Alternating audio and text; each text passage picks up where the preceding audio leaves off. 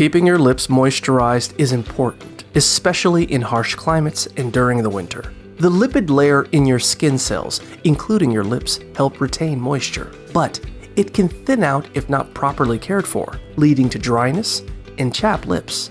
To address this issue, you can use moisture and ceramides to protect and heal your lips.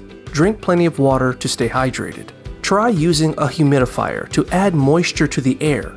Use cucumber or aloe vera to hydrate and soothe your lips. Or use lip balms or treatments with ceramides to build the natural waxy protection of your lips. You can also avoid moistening your lips with saliva. Avoid lip balms with artificial ingredients, citrus fruits, and spicy foods that can irritate your lips. Avoid exfoliants with salicylic acid and consider changing your toothpaste if it's irritating your lips.